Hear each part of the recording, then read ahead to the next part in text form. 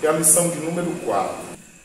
O assunto da lição, os irmãos viram aí, é resguardando-se de sentimentos ruins. Se a gente não tiver cuidado, sentimentos ruins podem chegar ao nosso coração, à nossa mente e permanecerem.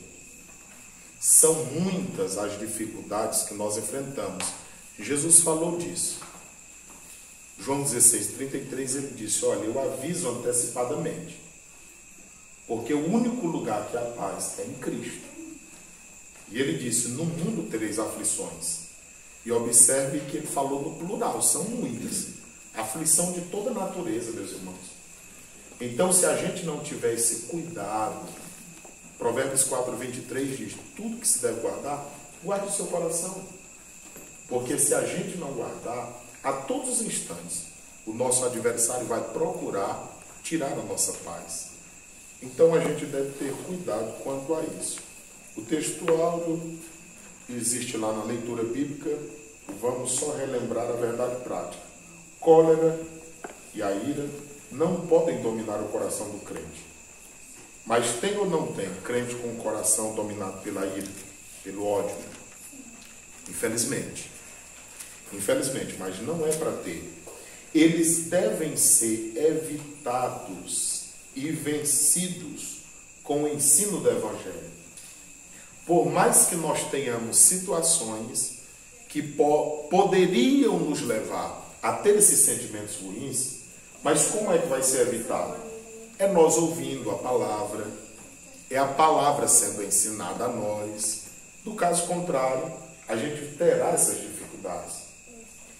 E nessa vida, quem é que não enfrenta dificuldade? Seja na família, no trabalho, na vizinhança, e aonde não era para ter, até na igreja. Mas que Deus nos ajude e nos guarde. A leitura bíblica em classe, nós sempre gostamos de ler esse texto devagar com os irmãos meditando. Olha como é que começa Mateus 5:21. Ouviste o que foi dito aos antigos? Essa palavra aí, ouvistes, está relembrando que naqueles dias o povo não tinha o privilégio que nós temos de cada um ter uma Bíblia Sagrada. Hoje, talvez tenha crente aqui que ainda não leu a sua Bíblia hoje, mas você tem uma ou mais Bíblias em casa. Mas naquele tempo eles não tinham esse privilégio. Às vezes o líder era o único que tinha. Por isso a Bíblia diz, vocês ouviram o ensino, ouviram a instrução. Por isso, ouviste o que foi dito aos antigos, não matarás. O que o Senhor Jesus está valorizando aqui? A vida humana, o ser humano.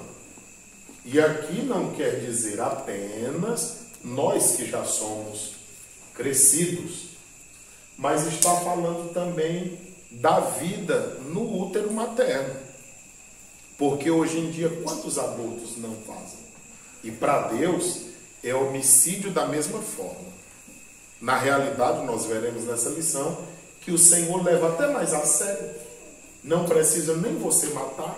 Se você odiar alguém, o Senhor já vai lhe ter por homicida. Por quê? Porque ninguém vai tirar a vida de outro sem antes não odiar.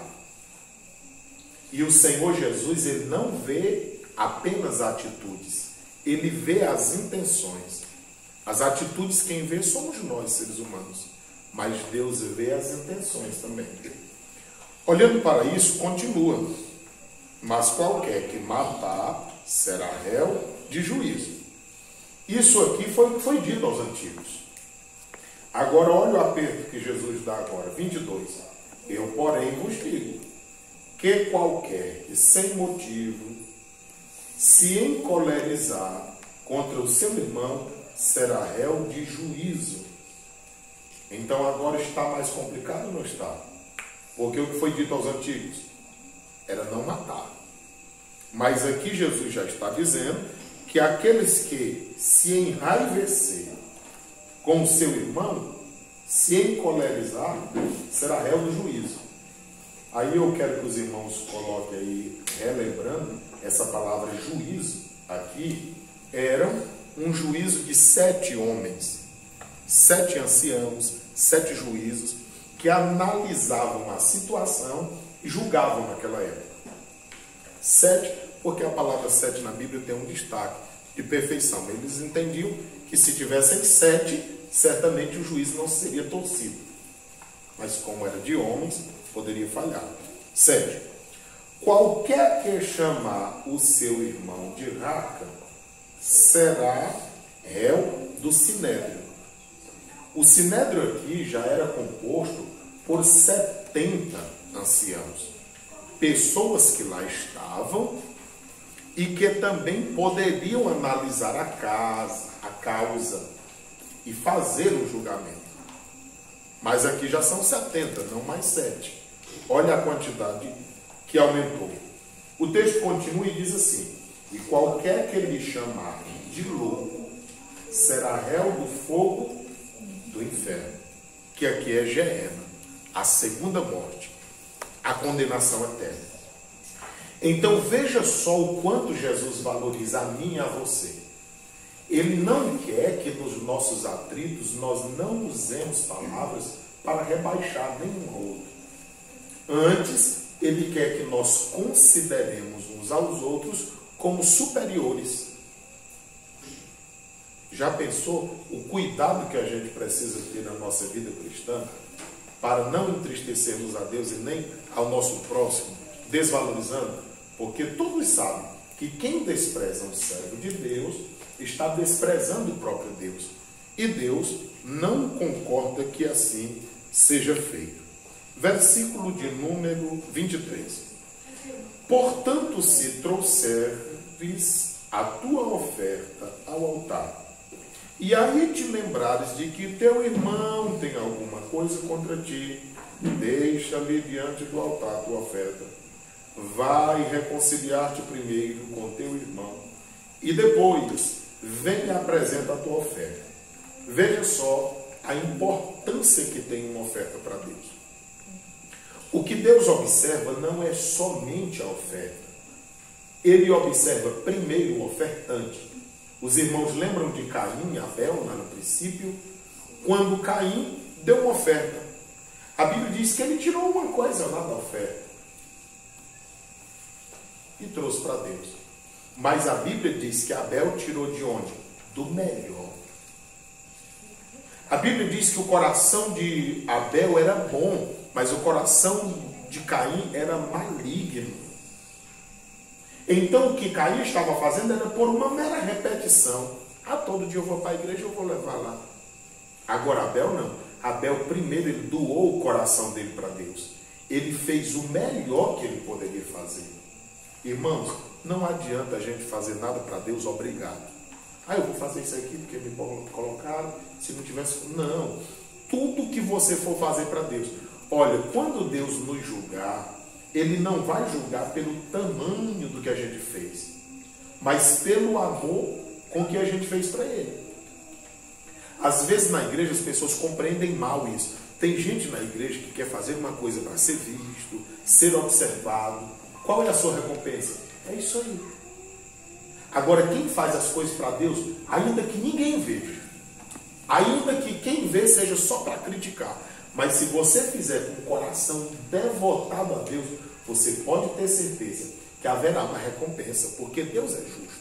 E Ele há de abençoar de uma forma toda especial. Então, um judeu trazia sua oferta, deixava no altar, mas o Senhor Jesus disse: de que lhe adianta? Me entrega uma oferta de dinheiro, mas o coração cheio de ódio.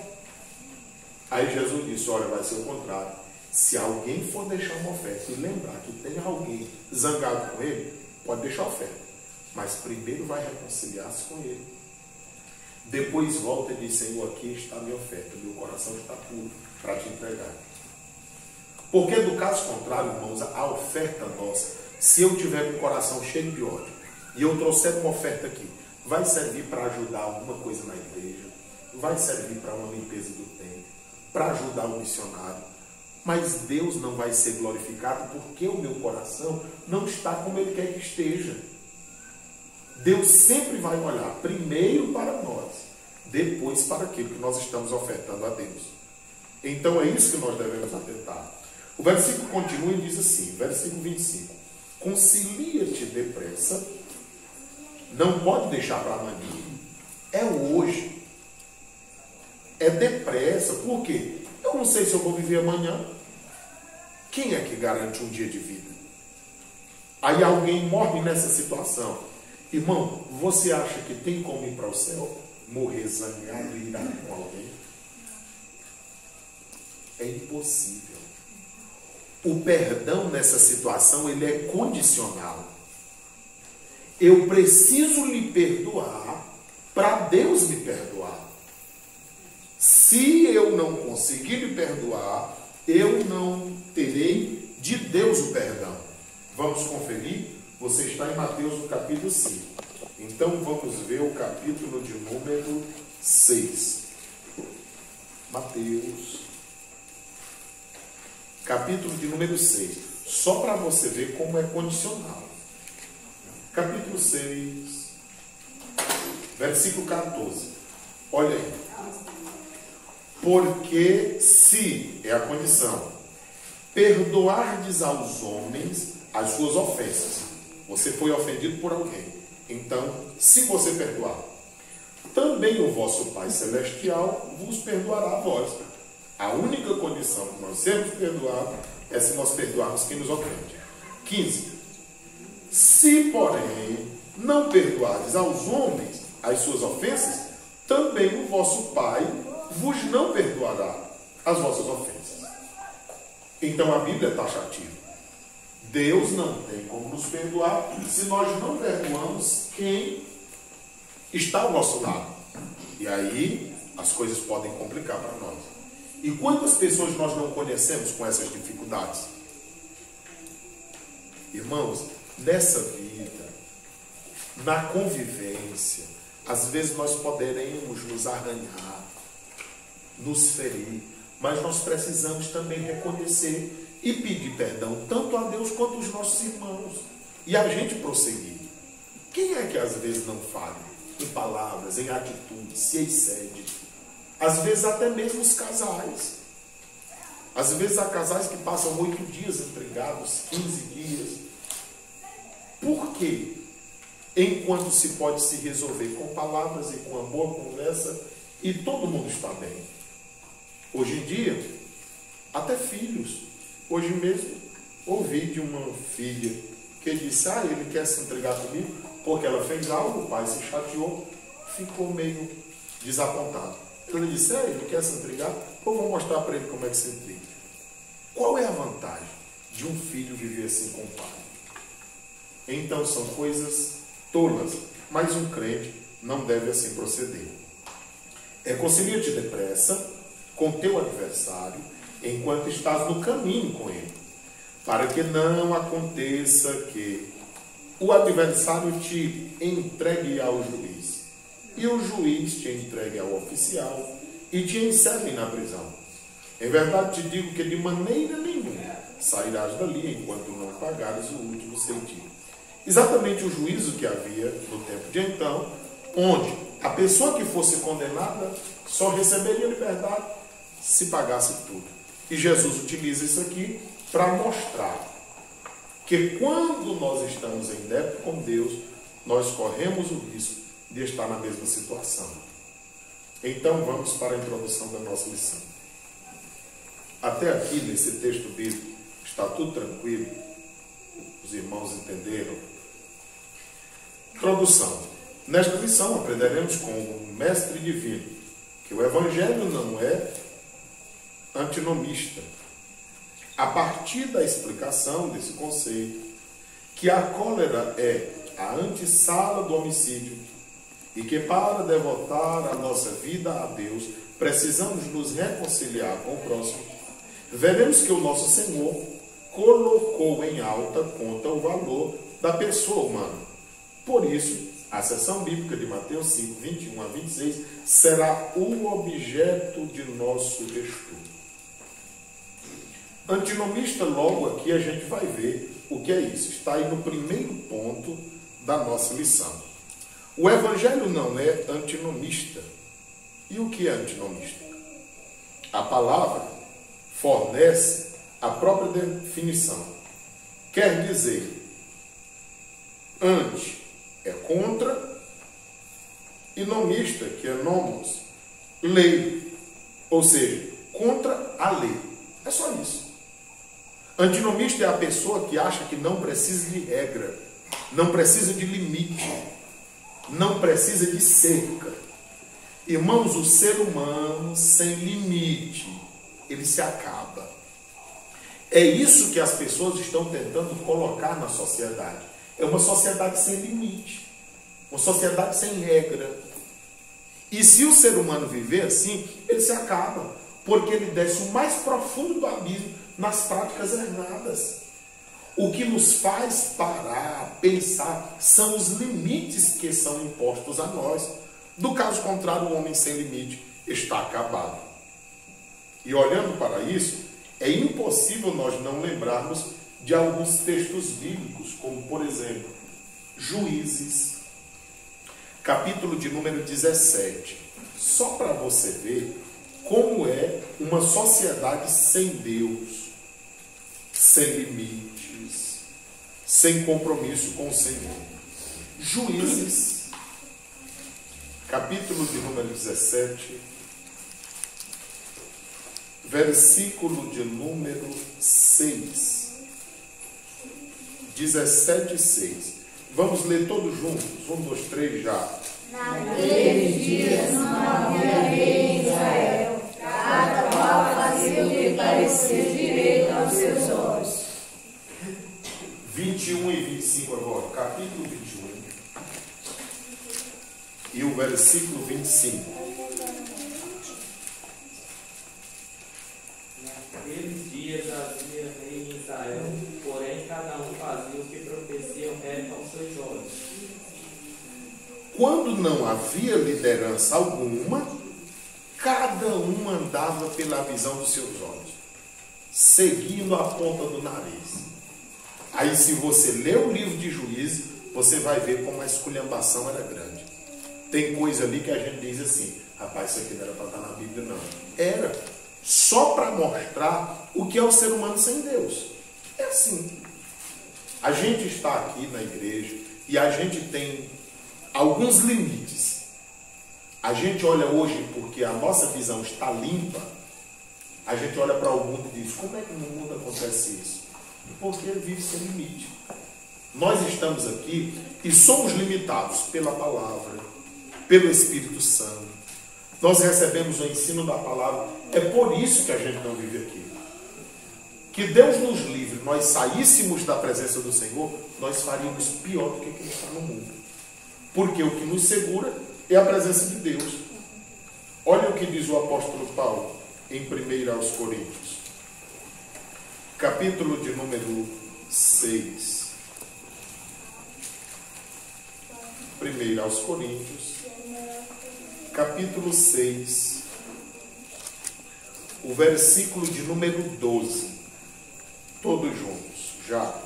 Todas as coisas me são lícitas, mas nem todas as coisas convêm. Todas as coisas me são lícitas, mas eu não me deixarei dominar por nenhuma.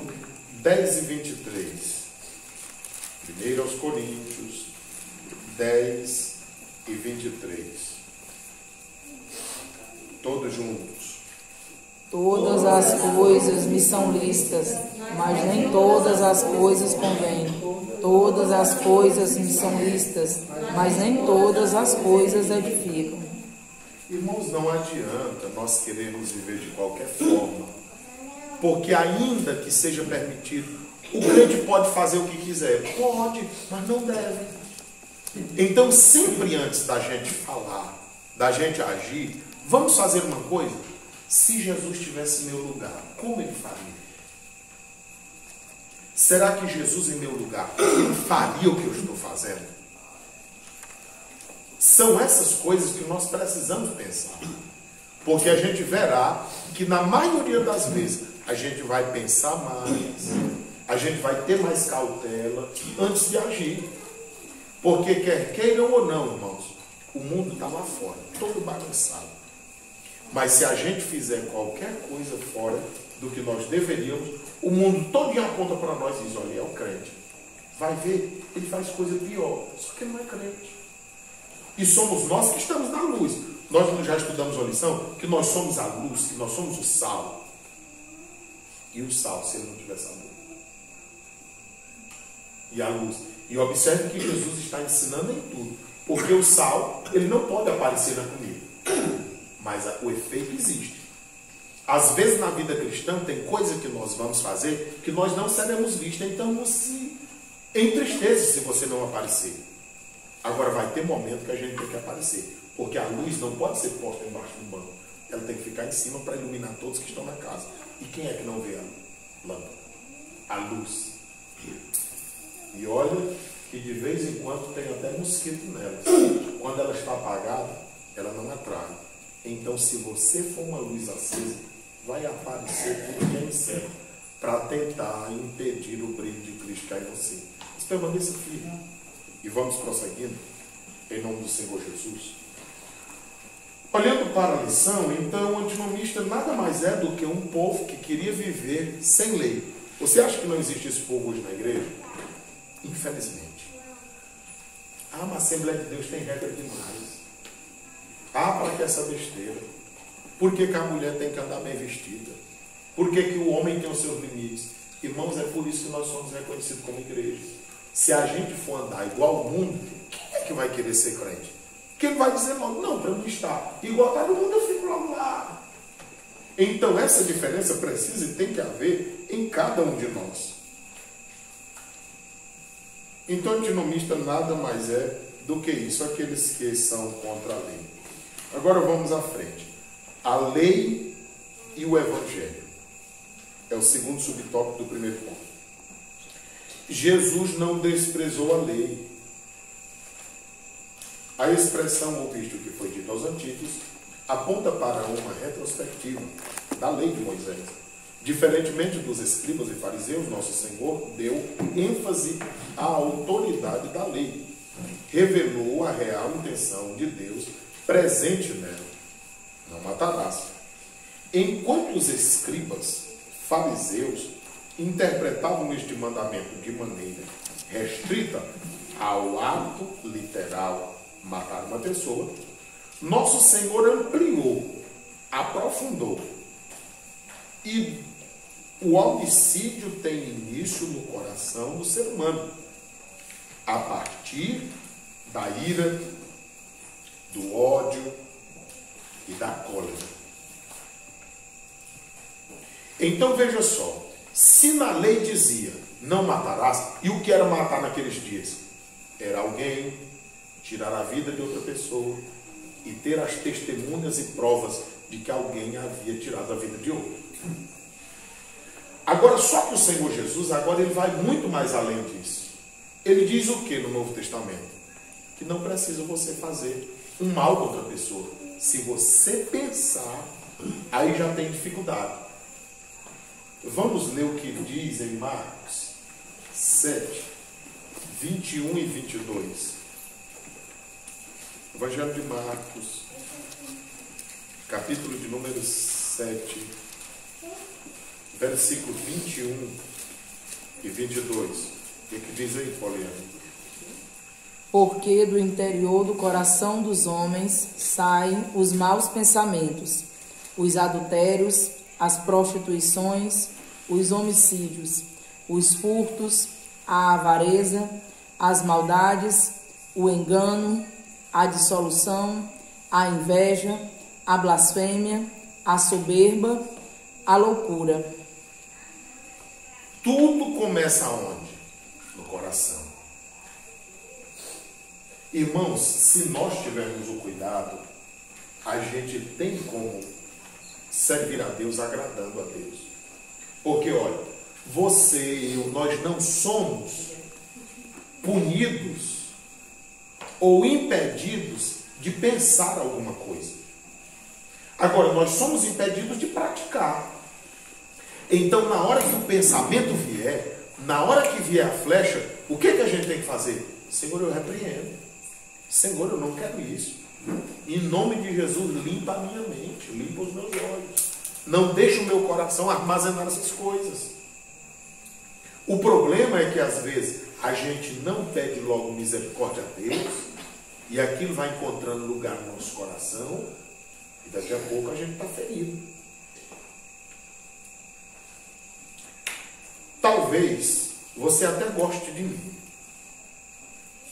mas tem alguém que não fica satisfeito em você gostar de mim. Nós somos irmãos. E alguém diz assim: rapaz, mas esse irmão gosta do Ciro. Espera aí que eu vou já resolver isso. Rapaz, eu encontrei o Ciro bem ali falando mal de ti. O que acontece com o irmão? Você nem vem me perguntar. Quando você me vê, Pai do Senhor, aí você já fica assim: bicho desse, vou estar falando mal de mim. Tem custódia, Pai do Senhor. Pronto. Você já deixou uma coisa entrar no seu coração por uma história leviana que você não conhece, não sabe. Essa semana eu já convivi com isso. Por que a gente é assim? Se alguém me falar mal de você, para mim tanto faz como tanto fez. Vai chegar o momento, vai chegar a hora e nós vamos conversar. E eu vou descobrir se isso aconteceu. Agora eu não deixo aquilo entrar no meu coração. Há poucos dias nós desvendamos uma história que eu venho ouvindo ela desde o início do ano. Foi assim, não foi? Me disseram assim, foi assim. Uma hora eu chego. E aí veio duas pessoas falar sobre a história perto de mim. E eu digo que líder deve ter visão de águia e ouvido de morcego. Dizem que é um dos ouvidos mais apurados, é o ouvido de morcego. É tanto que a visão dele não é boa, mas ele viaja aí e você não vê um morcego bater no lugar nenhum. Mas a visão dele é ruim. E a águia vê até 3 km de distância. Então, quem lidera precisa ter isso. Porque no caso contrário, irmão, você vai morrer frustrado. Então a gente deve ter essa cautela. Mas nós não temos. Parece que a gente anda assim, em tempo de explodir, esperando uma situação para fazer um voar. Mas a gente precisa ter cuidado. Porque, olha, eu falo isso direto, as pessoas não creem. Tem gente que vai se irritar com você só porque você é feliz. Você não precisa ter carro, não precisa ter casa, não precisa ter dinheiro. Se você andar rindo, o povo já fica assim: por que eu tenho que ficar triste enquanto esse feliz foi só rindo? Eu vou já caçar um meio de fazer ele chorar. Pronto. Irmãos, nós estamos ladeados de pessoas com transtornos, com doenças, com problemas, que eles amam às vezes lhe machucar para lhe ver sofrendo, para a pessoa se sentir bem. Aí você vai dar gosto dessas coisas acontecerem. Não faça isso. Ainda que alguém queira lhe machucar, você nunca deixe isso entrar no seu coração. Você fica pensando: será que pelo que essa pessoa está passando, que está tão amargo, está tão triste, está tão zangado? Pense assim. E veja a possibilidade de você ajudar essa pessoa. Porque às vezes a pessoa pode estar querendo chamar a sua atenção. E você não está percebendo essas coisas. Então veja as coisas assim, que nós evitaremos problemas para nós e para os outros. O legalismo versus antinomismo. O legalismo é uma atitude que se concentra na observância e prática rigorosa das leis como elemento determinante para uma comunidade alcançar o favor de Deus. Quem é o legalista? Tem gente que ele se amarra à lei, a mandamentos, como se ele só fosse salvo se fizesse aquilo ali. Você já viu alguém que diz: não tem que cumprir o sábado, senão não é salvo? Onde é que está escrito isso? As maiores dificuldades que tiveram no ministério de Jesus foi exatamente com isso, com os legalistas. Por quê? Tu não pode fazer milagre. Tu não pode socorrer. Aí Jesus diz: é bonito para você. Vocês preferem seguir uma religiosidade do que valorizar o ser humano? Vocês cuidam dos animais de vocês. Se um gado, se um jumento, se um boi cair dentro do buraco, vocês vão tirar. Vocês estão preocupados com dinheiro, né? Aí o ser humano vocês vão desprezar. Aí vocês lembram daquele gadareno que estava cheio de cão e ninguém ligava, ninguém dava jeito. Jesus tirou, matou os porcos. Eles ficaram com dó dos porcos. E o ser humano, os mandamentos é chamado de decálogo, porque eram 10 principais. Mas haviam 613 preceitos. Então era coisa demais. Só para decorar, irmã Elisvaldo, era coisa terrível. Para a pessoa decorar tudo e saber onde tinha errado, onde tinha falhado. 613. Então era muito. E eles andavam minuciosamente procurando um defeito. Eles iam ouvir Jesus, não era para ser mudado, era para procurar defeito em Cristo. É tanto que o mataram. Agora, na hora de ajudar um povo, aí eles eram contra. Então era contra isso que Jesus era, e ele estava chamando a atenção do povo, que ele queria algo mais profundo, não algo só de letra, não algo só de regra. Ele queria uma mudança interior. Ele queria uma mudança na vida de cada pessoa. Aí o antinomista é aquele que rejeita todo tipo de normas morais, deixando as pessoas livres para pecar. O legalismo foi refutado duramente pelo apóstolo Paulo. O antinomismo fere de morte a vocação dos cristãos para a santidade. Como amamos todo o conselho de Deus, revelado nas Escrituras, afirmamos que os princípios morais divinos revelados na Bíblia, a palavra de Deus, são atemporais. O que é isso, atemporais?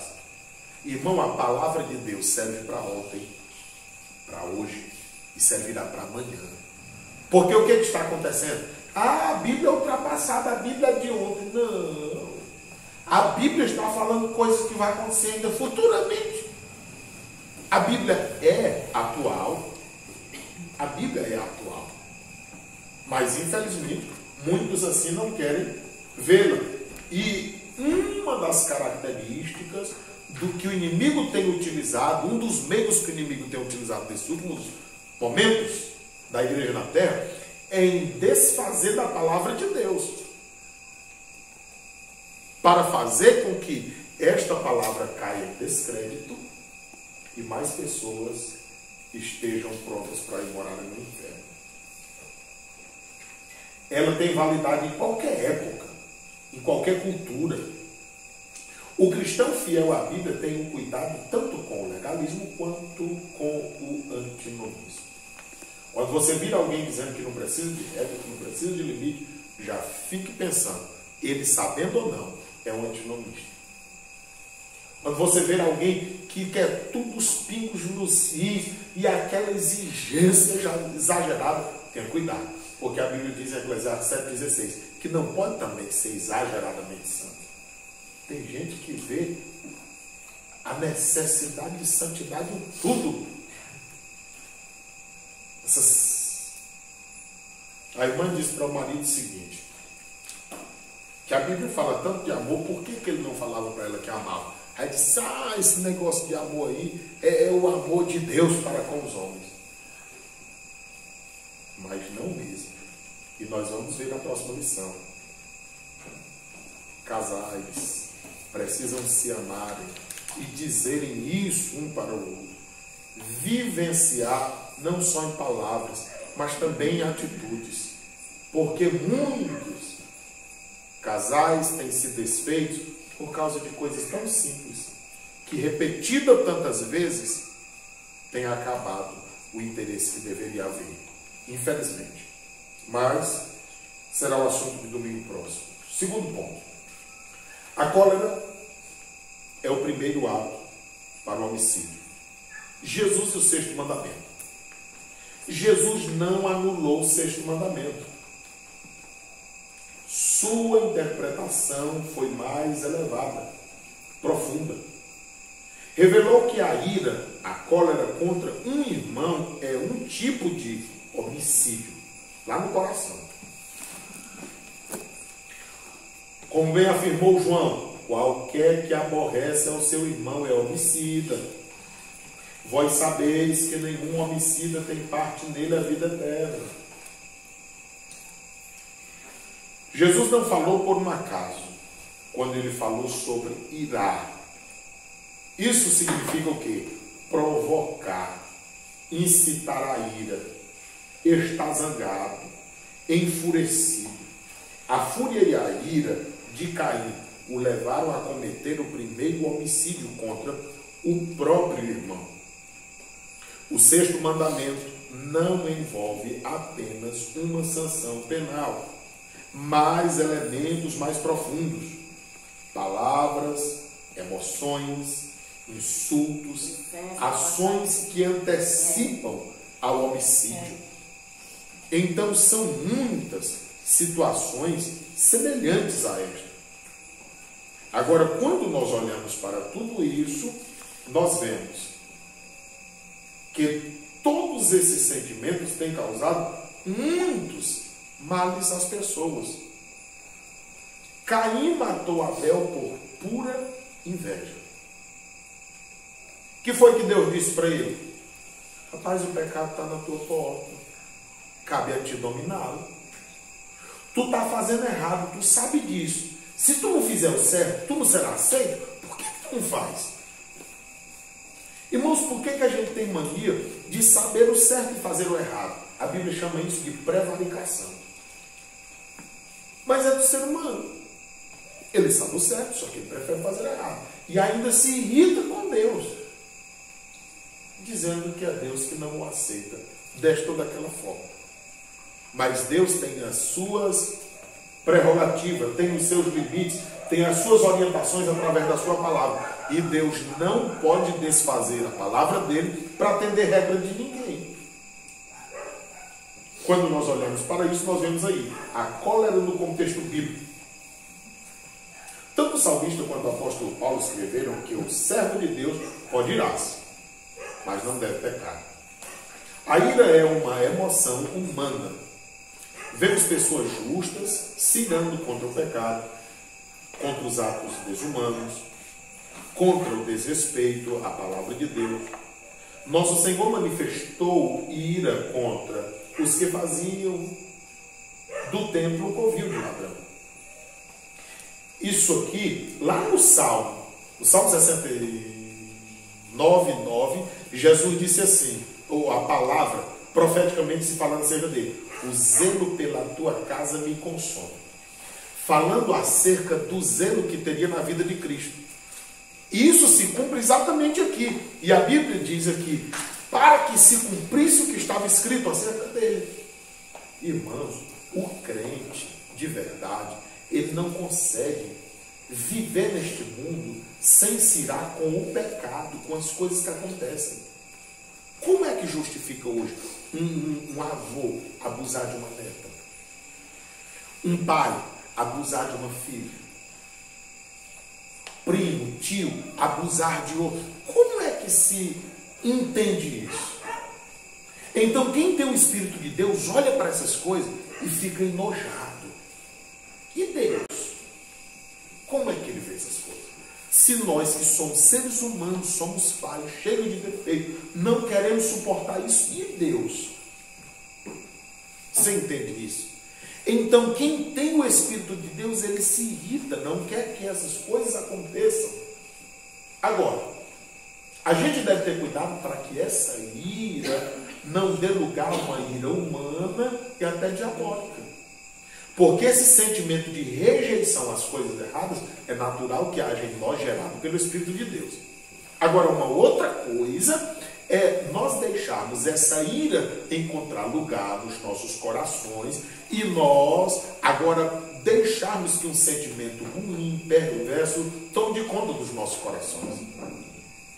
Você sabia que às vezes doenças do coração, da pressão arterial, até gastrite nervosa, até câncer, às vezes são desenvolvidos por sentimentos ruins, raiva, mágoa, tristeza, decepção, vergonha. Podem ser. Dependendo do acúmulo de sentimentos negativos, você poderá enfermar até do corpo por causa dessas situações. Essa semana uma senhora falou acerca disso, que acha que um câncer desenvolveu nela por tanta raiva que o marido a fez. E eu que não duvido, porque a gente sabe que há essa possibilidade. Então, quando se olha para isso, nós que servimos a Deus, sabendo dessas verdades, tendo a instrução da palavra de Deus, irmãos, vamos guardar o nosso coração. Não deixe acúmulo de coisas ruins na sua mente, no seu coração. Peça graça a Deus, força a Deus, e vá deixando isso e vamos vivendo a nossa vida. Porque se a gente for parar para olhar só para o que é negativo, só para o que é ruim, daqui a pouco nós estaremos muito doentes. Muito doentes. Então, olhando para isso, nós vemos que há essa possibilidade. Agora, vejamos só. A ira não pode nos controlar. Devemos examinar se ela provém de um espírito reto, de um coração puro, ou uma obra da carne, que é pecaminosa, orgulhosa, odiosa, vingativa. O imperativo bíblico é que a ira não pode nos dominar. 4:26 de Efésios, Paulo diz assim: irados, não pequeis, não se ponha o sol sobre a vossa ira. Alguém vai se irritar em algum momento. Não deixe isso encontrar espaço e não deixa para resolver amanhã. Tem como resolver hoje? Te apresse, resolve logo. Mas em Efésios 4:31, Paulo fala de outra ira. Ele diz que aquela é maléfica, é amarga, gera problemas. Então aquela não é uma ira que nos é permitido ter. São essas coisas que nós devemos ter muito cuidado. Você acha que não? A gente vê um jornal policial e de repente alguém diz assim: não, ele matou, mas não viu. Isso é vergonheza. É não. Há um grau de ira tão elevado que a pessoa perde a noção. Você que é mãe e pai, uma vez o menino não lhe fez raiva, você diz assim: rapaz, eu não peguei ele na hora, porque se eu pegasse eu matava. O que é isso? É o domínio próprio. Você tem certeza que naquele momento de ira, que se você pegasse, você faria besteira. O que foi que você fez? Evitou. Então você foi freado. E quem foi que lhe freou? Não foi você. Você tem uma consciência, você tem o Espírito de Deus, e com certeza o Senhor lhe ajudou naquele momento. Se não fosse, você seria o próximo do jornal policial. O valor da pessoa humana. Jesus enfatizou o valor da pessoa humana. Chamar alguém de raca. O que é isso? Chamar alguém de uma forma desprezível. Irmãos, você sabia que não há ninguém menos do que o outro entre nós? Naquilo que você é bom, eu posso ser um nada.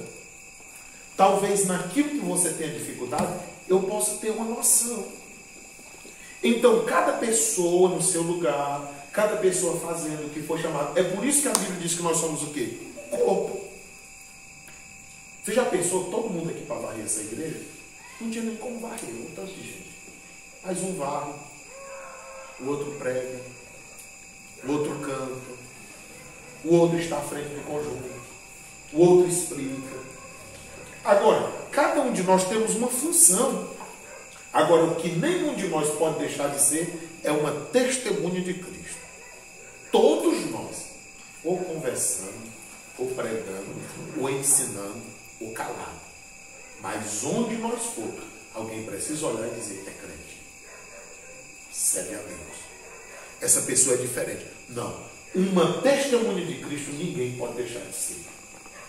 Agora, Deus quer usar cada um de nós, basta a gente se colocar à disposição.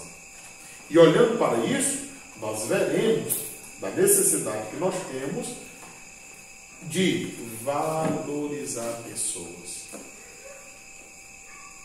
Então, chamar alguém de raca é dizer uma pessoa inútil, uma pessoa que tem a cabeça oca, vazia, era uma ofensa grave. Por quê? Estava desfazendo do ser humano. Igualada pelo Senhor com a própria blasfêmia. Olha só o peso. Chamar o outro de louco significa ímpio, incrédulo. É uma conduta moralmente desprezível. Observe que, para quem manifestasse esse tipo de comportamento, o fim era se tornar réu do sinédrio, ou seja, 70 pessoas para julgá-lo, receber a condenação para o fogo do inferno, condenação eterna, respectivamente.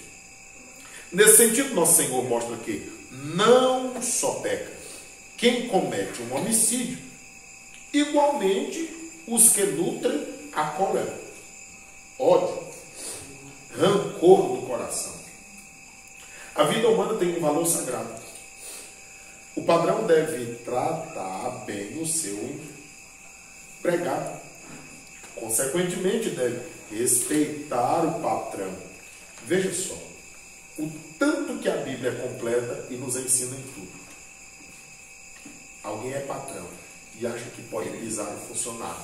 Não é assim que a Bíblia ensina. Mas também tem um crente que ele diz assim: não gosto de trabalhar com fulano, que ele é crente, ele vai me entender. Não, irmão. Você já pensou? Tem um crente que é patrão. Aí tem 10 pessoas que não são crentes. E tem um lá no meio dizendo que é crente. Aí diz: não, vou chegar atrasado, porque ele é meu irmão da igreja. Aí os outros 10 estão olhando o que? Aí ele é privilegiado só porque é crente. E nós não somos, temos que chegar no horário para cumprir. Ele é crente e não cumpre. Por quê? Então você vai colocar o patrão em dificuldades. E quantas pessoas não querem se aproveitar disso? Só que a Bíblia reprova. Porque a Bíblia diz que nós devemos obedecer até o nosso patrão, como se fosse o próprio Deus. E Paulo diz assim: não é servir só na presença dele, não. É quando ele estiver ausente. Porque ainda que o patrão esteja ausente, mas Deus está presente. Mas infelizmente, quem não segue o conselho bíblico acaba infringindo essas leis. Para com o outro irmão, que é por causa da cor, que é por causa da pele, por diferença econômica, pois como o apóstolo Pedro disse, reconheço em verdade que Deus não faz acepção de pessoas. Irmãos, Tiago, ele escreveu dizendo assim: tenha cuidado. Porque às vezes alguém pode chegar na igreja e ser uma pessoa influente. E aí todo mundo corre para abraçar, receber bem. O ricão da cidade está chegando. Aí chega alguém simples, aí todo mundo afasta. Tem pessoas tão simples que até estende a mão e a pessoa ignora, faz de conta que não veio, para não pegar na mão do indivíduo ou da indivídua. Você acha que Deus aprova isso? Claro que não. Irmãos, o tratamento deve ser a todos da mesma forma. Porque se as pessoas veem essa separação entre pessoas e pessoas do nosso meio, eles vão desestimular da fé. E nós não podemos ser estímulo para que as pessoas desistam da fé. Antes, devemos ser um auxílio para que elas se empenhem, desejem mais e estejam aplicadas a servirem melhor a Deus. Terceiro ponto. Tem alguma dúvida? Tem alguém que gostaria de fazer alguma colocação? Alguma coisa que a gente não falou? Está tudo tranquilo? Vamos para frente. Terceiro ponto. A oferta do altar e a desavença. A oferta do altar. Jesus se dirige aos discípulos, faz com que cada um examine a si mesmo. Um servo do Senhor não pode ofertar no altar com um coração cheio de ira, rancor. Dizer amar a Deus e odiar o irmão é cair na mentira. Irmãos, eu não tenho como dizer que lhe amo meu irmão, ou dizer que amo a Deus sem amar meu irmão. Eu sempre uso o símbolo da cruz. Os irmãos lembram que a maior peça estava na vertical, simbolizando que quanto maior for o nosso contato com Deus, mais ele se estenderá na lateral. Então não existe isso. Não, eu amo a Deus, eu não gosto de fulano. Por quê? Porque qual é o princípio bíblico? Eu preciso perdoar o meu irmão da mesma forma como Deus me perdoou. Eu merecia o perdão de Deus? Claro que não. Eu merecia a condenação, mas Ele me perdoou. Então eu preciso lhe perdoar. Eu sou cheio de defeitos. E apesar dos meus defeitos, Jesus me ama. Eu preciso lhe amar também. E agora? E a Bíblia diz em Romanos 5:5 que o amor de Deus está derramado em nossos corações pelo Espírito Santo de Deus. E amor não é uma questão de sentimento, como tem muita gente que pensa. É uma questão de querer amar. Senão ele não tinha dito: ame seu inimigo, ore por quem ele maldiz. Abençoe quem lhe amaldiçoa. Como é que eu vou amar quem não gosta de mim? Então eu posso. E não é apenas um sentimento. É um mandamento que ele tem que se cumprir na nossa vida. É fácil? É não, porque nós somos seres humanos. Agora, é possível. E é necessário. Teve um livro lançado na década de 70, 80, quando um pastor ficou preso com um bandido. E ele via todos os dias, ele lendo a Bíblia, ele orando, e a penalidade era exatamente, além de estar preso, com relação à alimentação. E o pastor foi pregando para aquele bandido, pregando. Claro, o pastor preso por pregar o Evangelho, o outro por ter feito um mal feito. E chegou o dia em que ele, sempre pregando e falando acerca do Evangelho para ele, e o alimento daquela pessoa que havia feito mal foi diminuído. O que o pastor fez? Começou a dividir o alimento dele com aquele moço. E passado poucos dias, o outro estava mais forte, mais robusto, e o pastor estava definhando, porque ao invés da alimentação do outro preso ser menos, como ele tirava para completar dele, ele estava ficando sem. E aí foi quando aquele malfeitor olhou para o pastor e disse assim: está faltando um pouco para você me convencer desse seu Cristo. Eu só gostaria de saber com quem você acha que Cristo se parecia. E o pastor disse: ele se parecia comigo. Ele disse: pois então quero Jesus. Porque se para Jesus parecer-se com o Senhor, então era uma boa pessoa. Porque você está acabando a sua vida para poder lhe dar vida. Pesa ou não pesa? E é exatamente isso, irmãos. As pessoas precisam ver Cristo em nós. Nós precisamos fazer um benefício a ela mesmo. Que eu fui numa localidade e a igreja lá começou a crescer, porque todo missionário que ia para lá, uma pessoa que morava ao lado da casa do missionário, colocava o missionário para correr. E o missionário que chegou lá nos contaram de que o pessoal fazia as suas necessidades de sacolas, jogava na casa do missionário. Os animais que eles criavam entravam no quintal do missionário e fazia aquela bagunça. E você já sabe como é. Mulher não gosta de bagunça. Mas ele dizia: calma, tem calma. E um dia o missionário inventou de criar um leitão. Na hora que entrou no quintal do moço, o moço largou uma pedra nele lá que quebrou uma perna. E aí o missionário prontamente sacrificou, tirou uma banda e levou para ele. Aí o cara disse: eu não entendi, o que foi isso aqui? Ele disse: não, é porque se o porco fosse igual eu, com entendimento, ele não entraria em seu quintal. Os animais que o senhor cria entram no meu, mas é porque ele não tem entendimento. O meu porco também, se ele tivesse entendimento, eu entraria no seu. Mas ele entrou. Eu não vou comer ele todo. E a perna estava quebrada, então eu entendi que eu deveria dividir com você. E aquilo fez ele se quebrantar. Mas ele não se entregou a Cristo.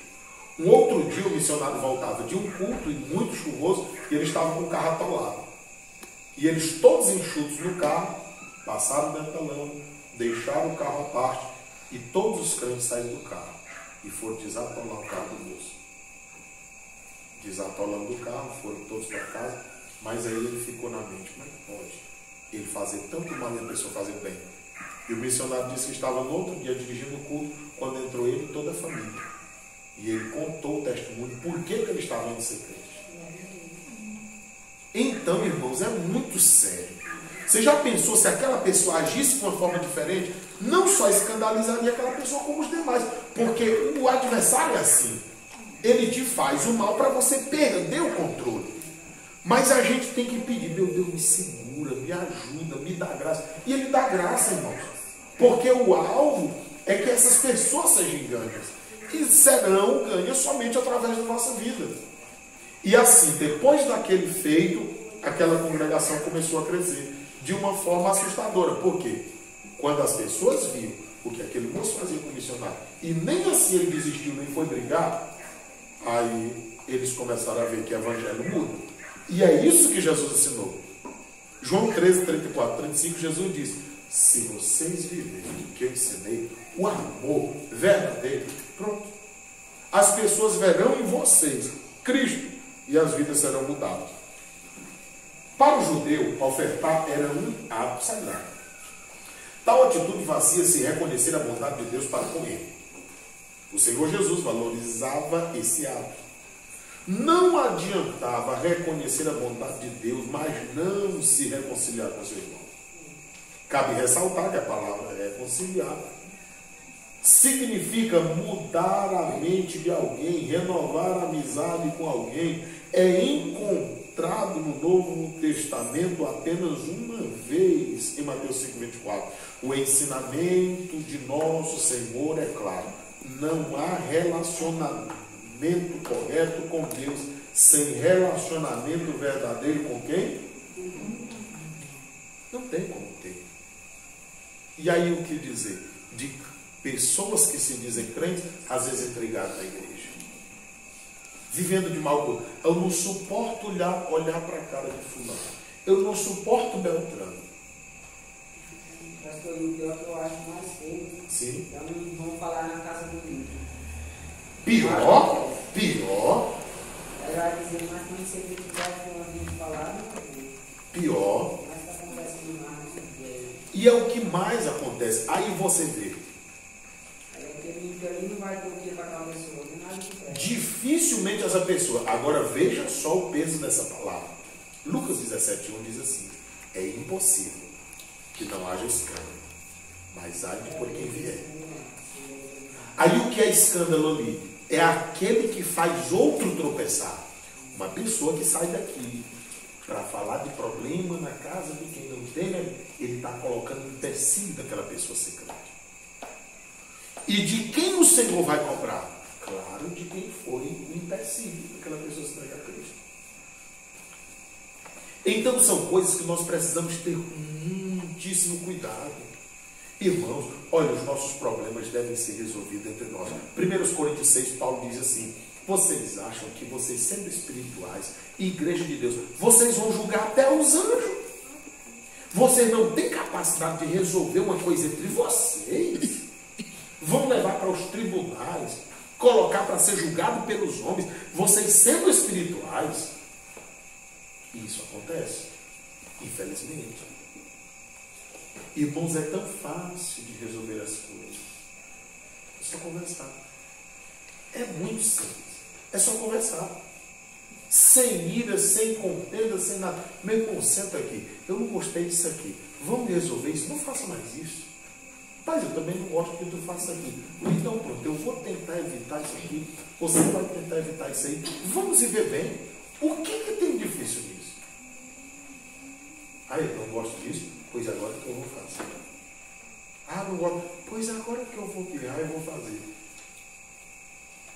Aí a Bíblia mostra que nós não devemos incitar a ira, despertar o rancor, evitando as desavenças. Os versículos 25 e 26 de Mateus 5 têm relação com os versículos 23 e 24. Mas uma conotação diferente. Os versículos de número 23 e 24 dizem respeito à adoração. Os 25 e 26 dizem respeito ao processo legal. Os dois procuram advertir os discípulos quanto ao problema da desavença entre irmãos. Nosso Senhor enfatiza que é preciso buscar uma solução para a desavença entre irmãos fora do tribunal. Naquela época, quando pessoas eram sentenciadas, pagaria até o último centavo, que significa o dinheiro da época. A menor moeda de cobre romana, valendo cerca de um quarto de um centavo. Nosso Senhor nos convida a sanar as desavenças entre nós. Assim, preservamos o bom testemunho. Atentemos para a reflexiva indagação do apóstolo Paulo. Ousa algum de vós, tendo algum negócio contra outro, ir a juízo perante os injustos, não perante os santos. Não há entre vós sábios, nem mesmo um que possa julgar entre seus irmãos. É aqui nesse texto que Paulo mostra que nós haveremos de julgar os anjos. Claro que são os anjos caídos, mas nós participaremos desse tribunal. Eu já falei aqui nessa congregação que a Bíblia fala de 7 juízos, e um deles será esse. Agora, o que eu quero que todos nós entendamos é que nós procuremos as melhores formas e meios de vivermos uns entre os outros e com os outros, a fim de que não sejamos encontrados devedores naquele dia. A conclusão diz assim: como servo de Cristo, que vivemos as verdades do Evangelho, não deixemos que pensamentos, palavras e ações firam o nosso próximo, nem deixemos que as desavenças tornem-se disputas entre nós. Em caso de desavença e desentendimento à luz das Escrituras, deve-se reconciliar imediatamente, seguir em paz com todos, pois é isso que o nosso Deus desejou quando escreveu: não matarás. Irmãos, o negócio é tão sério que quando o escritor de Provérbios disse assim, que quem ganha a alma, sábio é, está falando de conquistar uma pessoa que está ferida. Irmãos, uma pessoa ferida é algo difícil de ser conquistado. Não é impossível, agora é muito difícil.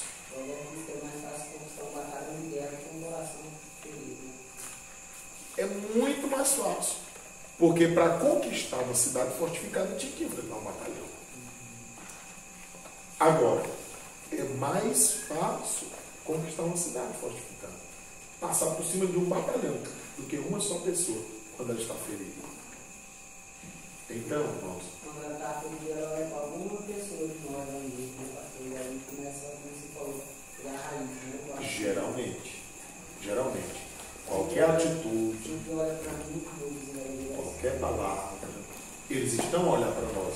Tem até uma frase, João, que fala assim, que de 100 pessoas, uma lê a Bíblia, mas as 99 lê a vida daquela pessoa. As pessoas estão olhando para nós. E eu sempre pergunto, que tipo de Bíblia as pessoas estão lendo quando olham para a nossa vida? Essas coisas que nós devemos perguntar. Porque às vezes ele diz assim, não o dirigente, não a irmã no círculo de oração, não o pastor. Sim, você. Porque, querendo ou não, nós temos uma influência na vizinhança, na nossa família, nas pessoas que estão próximas de nós. Eles observam a nossa vida. E aí, como é que a gente está se portando perante essas pessoas, diante dessas pessoas? Irmãos, são essas coisas que nós precisamos ter um imenso cuidado. E não existe esse negócio, não, eu não estou nem aí, eu vivo minha vida, quem quiser, bem quem não. Mas Jesus disse assim, o que os homens dizem?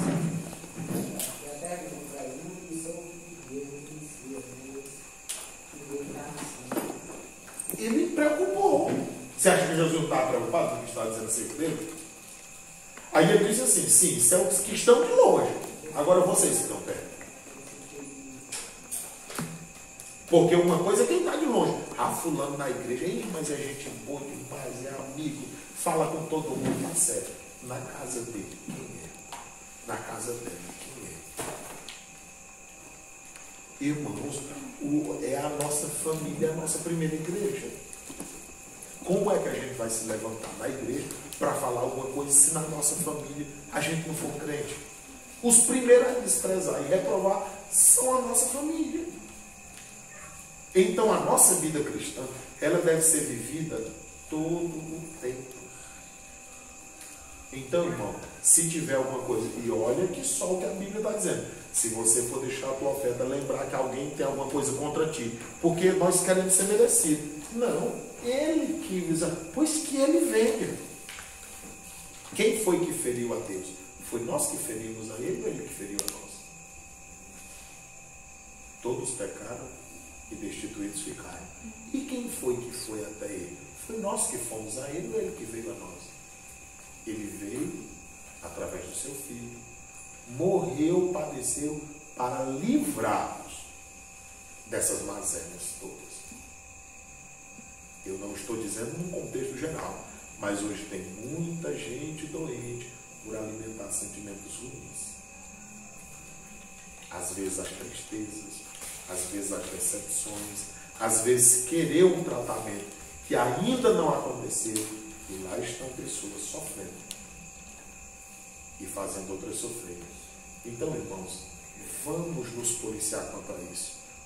O marido com a esposa, converse, coloque em pauta o que precisa para melhorar. O que tem de mal no homem chegar e dizer assim: minha filha, o que eu preciso melhorar? Meus filhos, sentem bem aqui. O que o papai precisa para melhorar? Papai está sendo gente boa. Mamãe, o que meu filho quer que a mamãe faça para melhorar? Isso não é descer, irmãos, porque às vezes nós achamos que podemos estar fazendo certo e estar fazendo errado. E se a gente tiver esse cuidado, a gente vai evitar muito problema. Muito problema. Então, pensemos nisso. Analisemos as nossas vidas. Porque às vezes, irmão, a gente diz assim: não, eu não tenho raiva de ninguém não. Tá certo. Você teve um problema com o irmão? Tive. Pediu perdão? Não, não pedi perdão, mas não tenho raiva. Tá certo. Quando foi que tu orou por ele? Ah, mas eu não oro não. E por que não ora? Aí tu quer me dizer que não tem nada com? Se tu não aguenta pronunciar o nome da pessoa em oração? Está escondido lá. E, irmão, essas coisas precisam ser bem resolvidas. Isso não quer dizer que tu acha que ninguém tem raiva de ti. Ah, eu seria um louco se eu pensasse isso. Agora, por que vai ter raiva de mim? É porque prega a verdade. O que eu vou fazer para pregar mentira? Não tem como. É aí onde Paulo diz: no que depender de vós, mantende paz com todos.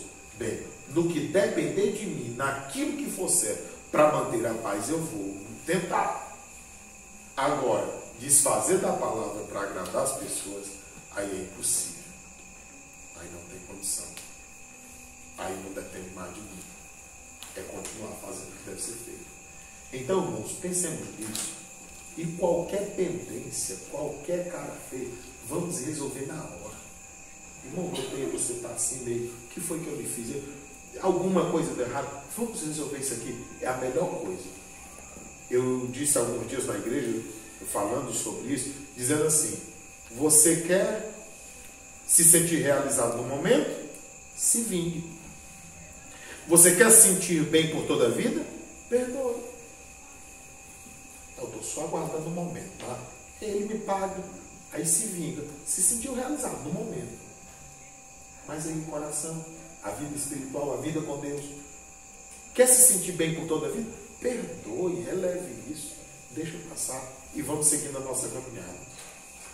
Tem alguém que gostaria de fazer uma colocação, uma pergunta? Alguém me perguntou assim: Silvio, alguém me decepcionou, eu não tenho nada no coração, mas está difícil a convivência. Eu entendo isso. Que já imaginou? A irmã Zilma aqui tem uma amiga, confia, e de repente essa pessoa faz o que ela nunca imaginou que deveria ter feito. Ela vai se entristecer. Ela não vai amanhã voltar a ser a mesma pessoa. Ela vai ter que ser conquistada.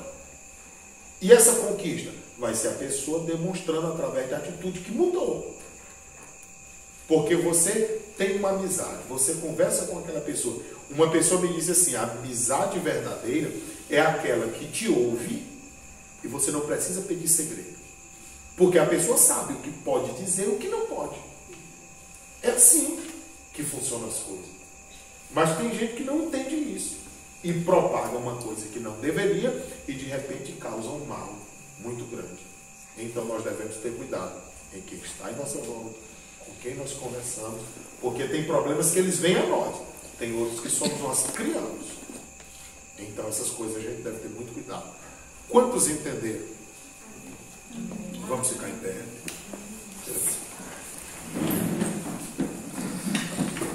E orarmos ao Senhor. Eu sei que os irmãos estão com o bolso cheio de oferta, mas guarde no próximo culto você oferta dobrada. todos estão bem? Ou você acha que precisa de uma oração para ter coragem para pedir perdão? Irmãos, ó, deixa eu dizer uma coisa para vocês. O pedido de perdão, ele quebra barreiras. Às vezes você está durão para cá, o outro está durão para lá. Quando você chega e diz assim, me perdoa, eu falei para a pessoa, pedi perdão. Quebra, desarma. A pessoa pode estar zangada, ele tiver, depois dizer que é